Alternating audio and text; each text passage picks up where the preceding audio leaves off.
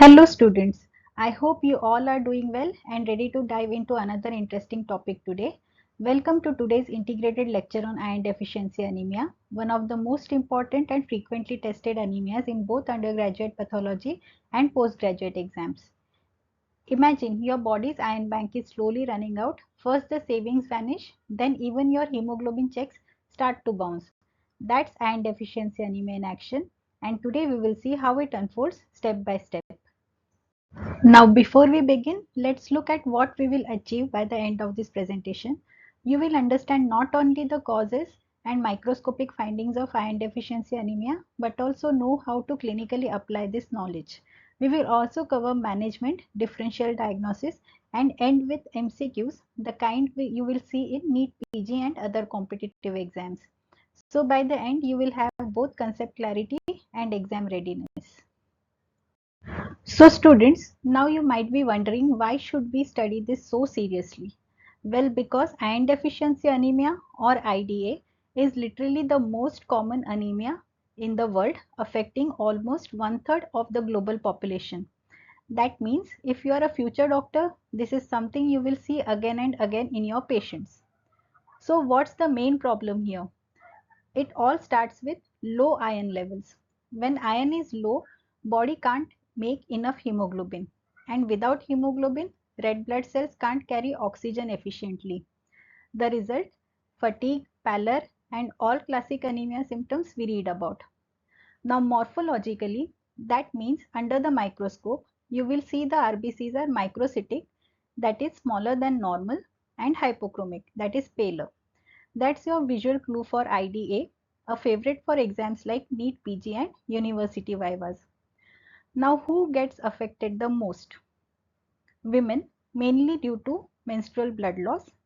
Children, because their bodies are growing fast and need more iron.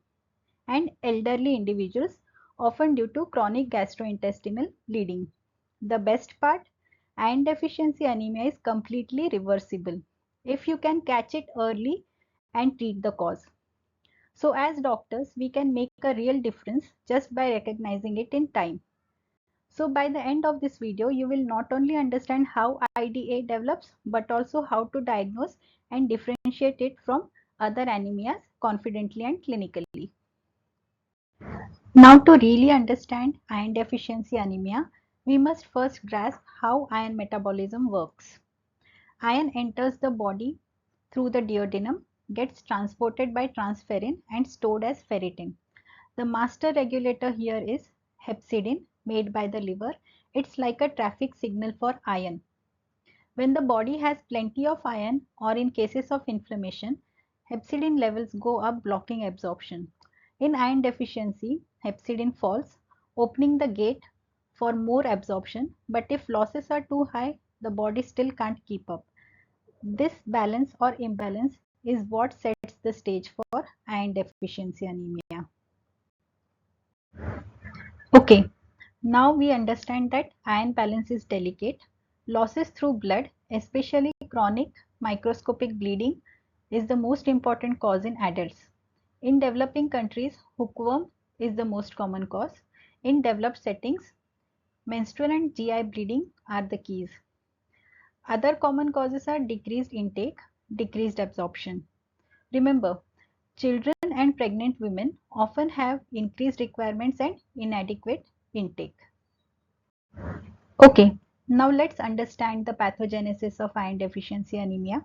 The sequence is logical. As iron falls, ferritin depletes first. Bone marrow tries to compensate, but with every division, red cells get smaller because there is not enough hemoglobin to fill them. Hence the characteristic microcytic hypochromic pattern. Remember, this contrasts with megaloblastic anemia where the problem is in DNA synthesis. So now we will understand the clinical features. The classic triad, pallor, fatigue, and pica is often seen in exams and clinics. Koilonychia, angular stomatitis are because epithelial tissues need iron-dependent enzymes for regeneration. Pica, though odd, is quite characteristic and may even improve after iron therapy. So now let's look at some of the key lab parameters used to assess iron status and red blood cell morphology in anemia. MCV, which is mean corpuscular volume, this measures the average size of red blood cells. A low MCV indicates microcytic anemia, often due to iron deficiency, while a high MCV suggests macrocytic anemia as seen in B12 or folate deficiency. MCHC, which is mean corpuscular hemoglobin concentration. This tells us about the average concentration of hemoglobin in red blood cells. A low MCHC results in hypochromic cells, pale cells seen in iron deficiency anemia. Next is ferritin, which reflects the body's iron stores. Low ferritin levels are the earliest and most specific indicator of iron deficiency anemia, even before the clinical symptom of anemia develops. Next is TIBC, total iron binding capacity. This measures how much transferrin, the iron transporting protein, is available to bind iron. In iron deficiency, TIBC is typically increased because the body produces more transferrin to capture whatever iron is available. Next is transferrin saturation. This shows the percentage of transferrin that is bound to iron. Low transferrin saturation indicates iron deficiency, while high levels suggest iron overload. Next is RDW, which is red cell distribution width.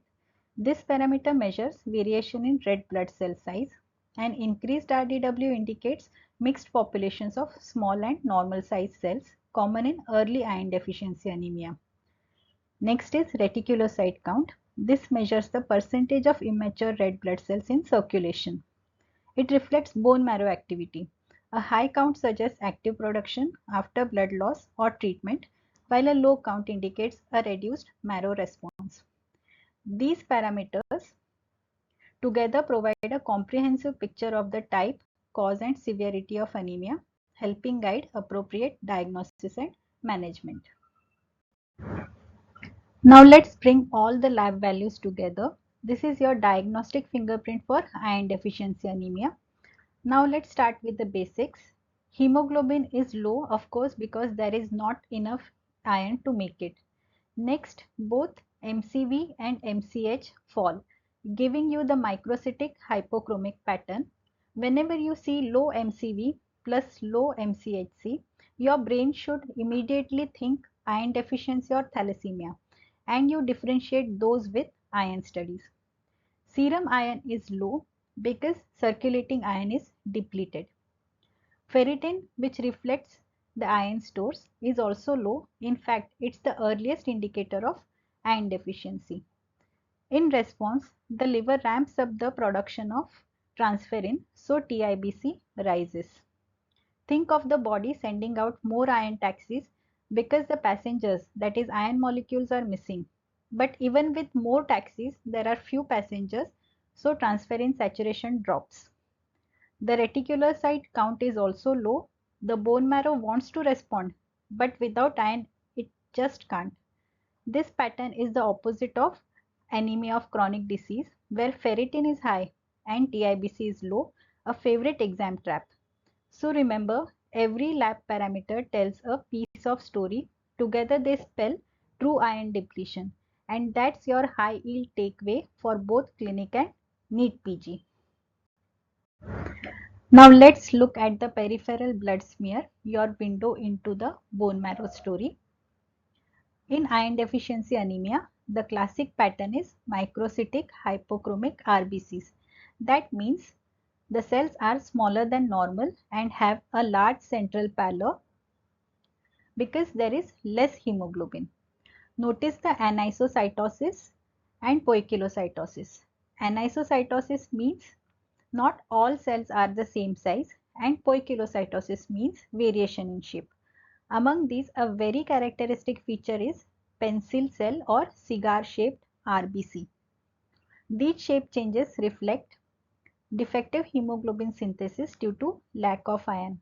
When hemoglobin is low, the red blood cell membrane collapses more, producing these elongated forms. Sometimes you may also see target cells where the hemoglobin gets unevenly distributed. The reticulocyte count is low, showing that marrow is not producing the new RBCs efficiently. There is simply not enough iron to work with. Now students, let's go one step deeper into the bone marrow itself. The marrow in iron deficiency anemia is actually hypercellular, especially in the erythroid series, because it's desperately trying to compensate for low hemoglobin. But since there is no iron, the red blood cells precursors mature abnormally, what we call a micronormoblastic pattern.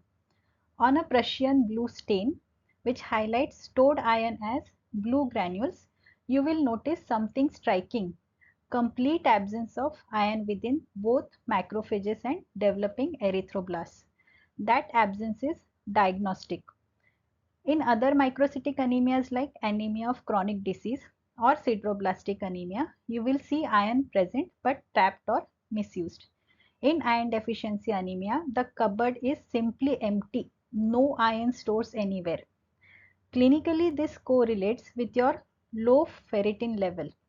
So the bone marrow confirms what your lab findings already suggest, that is true depletion of body iron. Students also have a look on this high yield NEET PG point, that is absent bone marrow iron stores is the gold standard diagnostic criteria for iron deficiency anemia.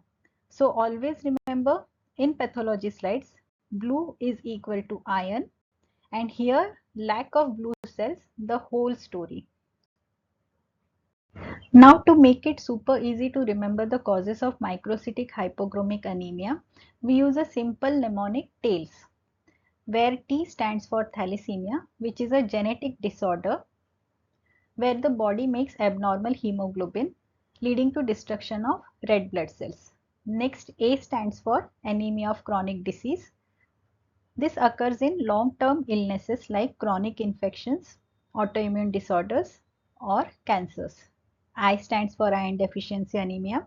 L stands for lead poisoning. Lead interferes with heme synthesis, leading to microcytic anemia. You might see basophilic stippling on blood smear, a classic clue. Next, S stands for sideroblastic anemia. Here the body has plenty of iron but cannot incorporate it into hemoglobin. So iron gets trapped inside the cells, forming ring sideroblasts in the bone marrow. So remember, whenever you see microcytic hypochromic anemia, think of TAILS. It helps you recall all the key causes quickly, that is thalassemia, anemia of chronic disease, iron deficiency anemia, lead poisoning, and sideroblastic anemia. Now let's differentiate iron deficiency anemia from other causes of microcytosis. This is a super high yield NEET PG topic. In iron deficiency anemia, serum iron and ferritin fall, but TIBC rises. This is the key pattern. In anemia of chronic disease, iron is low but ferritin is high because the body hides iron away under the influence of hepcidin. In thalassemia, the iron studies are usually normal. It's a genetic defect in globin synthesis, not a deficiency. And sideroblastic anemia stands out because iron is actually increased. It's just stuck inside the mitochondria, giving rise to famous ring sideroblasts on marrow stain. Remember this table visually. It's a favorite for questions asking you to pick the odd one out based on iron study patterns. Now that we have diagnosed iron deficiency anemia, let's talk about how to treat it effectively. Step 1. Always treat the cause first. Iron tablets alone won't help if the patient keeps losing blood. In women, check for menorrhagia or fibroids. In men and postmenopausal women, rule out gastrointestinal bleeding from ulcers, hemorrhoids, or even malignancy. Never skip this step. Step 2. Replace iron stores. The mainstay is oral ferrous salts such as ferrous sulfate, fumarate, or gluconate. The effective dose is about 150 to 200 mg of elemental iron per day. Tell patients to continue therapy for at least 3 months after the hemoglobin normalizes. This extra period replenishes marrow and tissue iron stores. Step 3. When to go parenteral. If the patient has malabsorption like celiac disease or can't tolerate oral tablets due to gastritis or needs rapid correction, shift to IV iron such as iron sucrose or ferric carboxymaltose. Step 4. Monitor the response. A good sign is a reticulocyte rise within 5 to 7 days. That's the marrow saying thank you for the iron. Hemoglobin should then rise about 1 gram per week if therapy is working. After 2 to 3 months, recheck ferritin to ensure stores are filled. Step 5. Dietary and absorption tips. Encourage foods rich in iron, green leafy vegetables, liver, and jaggery. Vitamin C like orange juice helps absorption while tea and coffee inhibit it because of tannins. Even though iron deficiency anemia is very common and usually easily treatable, if left untreated, it can cause serious complications. In children, chronic IDA can lead to delayed growth and cognitive impairment, affecting learning and development. That's why early detection is crucial. In adults, chronic fatigue is obvious, but in patients with underlying heart disease, low hemoglobin can precipitate angina or even heart failure. In elderly patients, IDA strains on an already compromised heart and may exacerbate heart failure. Now let's talk about iron therapy complications because while iron is life-saving, it's not risk-free. The common side effects of oral iron include nausea, constipation, diarrhea, and the familiar dark-colored stools. Patients often worry about this. Reassure them that dark stools are normal and harmless. Rarely intravenous iron, especially iron dextran, can cause anaphylaxis. So it should be administered in a monitored setting. Modern IV ions like ferric carboxymaltose are much safer. High risk situations to remember. If chronic blood loss continues untreated, anemia can become severe, causing marked cardiac strain. In pregnant women, IDA can lead to low birth weight, preterm birth, and poor maternal outcomes. Alright students, let's quickly summarize everything we have learnt about iron deficiency anemia, one of the most common and most important anemias you will encounter both in exams and clinic. First, remember the morphology, microcytic hypochromic anemia. The red cells are smaller and paler because there is not enough hemoglobin synthesis. Whenever you see low MCV and low MCHC, think of iron deficiency first. Second, the lab hallmark, that is decreased ferritin and increased TIBC. These two go in opposite directions. Ferritin reflects stored iron, so it falls early.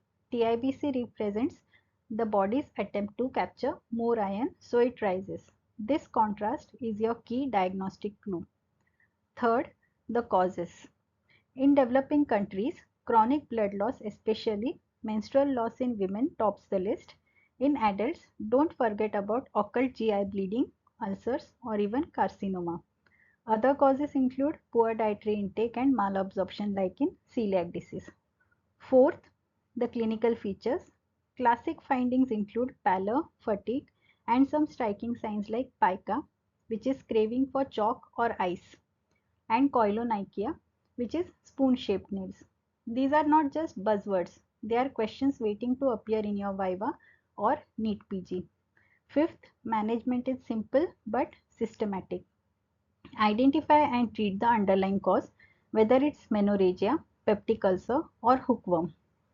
Then replace iron, preferably with oral ferrous sulfate for 3 to 6 months after normalization of hemoglobin to replenish stores. Don't forget to advise dietary sources of iron. And finally, the golden rule, always rule out gastrointestinal blood loss in adult males and postmenopausal females before labeling it as simple IDA. This step can literally save a life by uncovering an early colon cancer. So, in one line, if you have to summarize, microcytic hypochromic anemia with decreased ferritin and increased TIBC, think iron deficiency, find the cause, fix it, and then replace iron. That's your key takeaway from today's Medibit. Alright students, time for MCQ learning. So there are in total 3 MCQs on this topic. We will start with the first one, which includes a clinical case. So the question consists of 45-year-old woman presents with fatigue and pica. Labs show hemoglobin 8.5 gram per deciliter, MCV 70 femtoliter, ferritin is decreased and TIBC is increased. What is the most likely cause? Your options are A. Aplastic anemia, B. Iron deficiency due to menorrhagia, C. Sideroblastic anemia, and D. Anemia of chronic disease. So the answer is B. Iron deficiency due to menorrhagia. Patient has fatigue and pica. Both are classic symptoms of iron deficiency anemia. Labs show microcytic anemia, that is MCV 70, low ferritin and high TIBC. This is the textbook IDA pattern. Students, please remember this NEET PG tip. In premenopausal women with microcytic anemia, always think iron deficiency due to menstrual loss unless proven otherwise. Okay, now MCQ 2, which is lab interpretation. The question consists of which of the following lab findings is not seen in iron deficiency anemia. Your options are A. Low serum ferritin, B. Increased TIBC, C. Low transferrin saturation, and D. Increased serum iron. So the answer is D. Increased serum iron. This particular finding is not seen in iron deficiency anemia. Serum iron is low in iron deficiency anemia and increase is characteristic of sideroblastic anemia or hemochromatosis, not iron deficiency anemia. Students, please remember this NEET PG tip. IDA is equal to low everything except TIBC, which goes high. This is a quick mental shortcut for exam questions. Now final MCQ, which is a clinical scenario. Question consists of a 50-year-old man presents with fatigue and pallor. Hemoglobin is 9 gram per deciliter. Microcytic hypochromic RBCs. Stool occult blood positive. What is the next best step? Your options are A. Start oral iron therapy, B. Bone marrow biopsy, C. Colonoscopy, or D. Vitamin B12 assay. So the answer is C. Colonoscopy. Key clues include male patient, microcytic anemia, and positive occult blood. In adult men and postmenopausal women, IDA is a red flag for GI blood loss. We will quickly go through option C of colonoscopy. Occult blood in a man strongly suggests a possible GI malignancy. Colonoscopy allows early detection and treatment. Students, please remember this NEET PG tip. Iron deficiency in adult males is equal to GI source until proven otherwise. This is an extremely common clinical vignette in exams. Thank you all for your attention. Review this topic often. It's conceptually simple but repeatedly tested in various exams and clinical practice. If you found this session useful, please like this video, share it with your batchmates and subscribe to my channel Medibits with Dr. Shraddha for more concise, high-yield explanations from both pathology and medicine perspectives. Revise smarter and happy studying. Bye-bye.